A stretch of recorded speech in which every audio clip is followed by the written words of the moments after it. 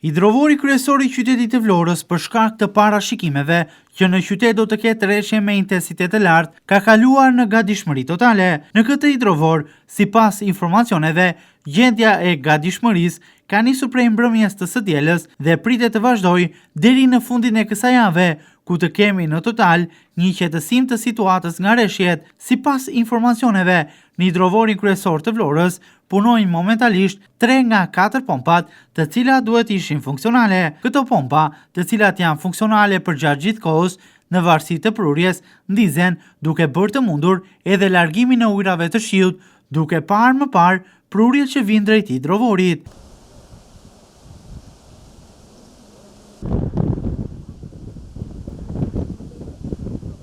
Një prej pompave e cila duhet ishte tashmë në funksion të plot prej përmbytjes së 4 tetorit është totalisht e djegur.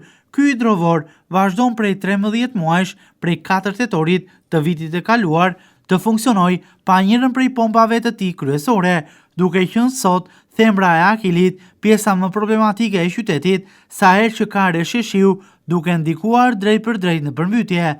Pjesët e pompës së djegur, siç mund të shihet edhe nga pamjet, vazhdojnë të jenë të vendosura në ambientet e jashtme të hidrovorit, të copëzuara në disa vende jo funksionale prej muajsh.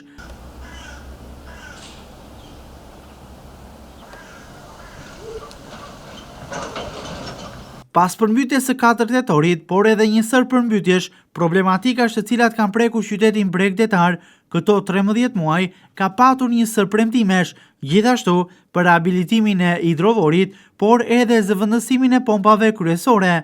Premtime këto të cilat kanë ardhur nga drejtuesi politik i Partisë Socialiste për Vlorën, Bledi Çuçi, ministri i mbrojtjes dhe njëkohësisht deputeti i Vlorës, Piro Vëngu, por edhe nga përfaqësuesit më të lartë të pushtetit lokal dhe qendror. Por pavarësisht premtimeve, edhe në daljet publike, asgjë nuk është bërë. Projekti megjithse është tenderuar për rehabilitimin e hidrovorit, ende nuk ka nisur. Në zonë nuk ka asnjë shenjë nga nisja e punimeve, ku gjithashtu vlen të theksohet se pompat në brendësi të tij, megjithse janë 3 prej tyre funksionale, janë të një teknologjie të vjetëruar, vendosur në funksion në vitet 1970.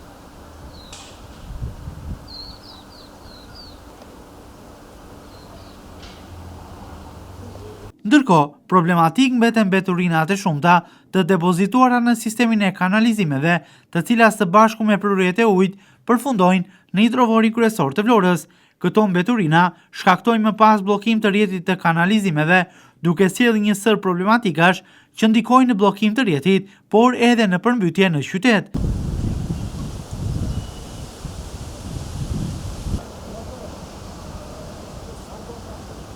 Rehabilitimi i hidrovorit të Vlorës, zëvendësimi i pompave me të reja, të një teknologjie më të lartë dhe funksionalitet të plot, por edhe një godinë më ishme me kushte më të mira infrastrukturore, është tepër e nevojshme për Vlorën, jo vetëm e nevojshme, por një domosdoshmëri emergjente për qytetin, veçanërisht për të përballuar situatat në ditët me rreshje me intensitet të lartë të shiut.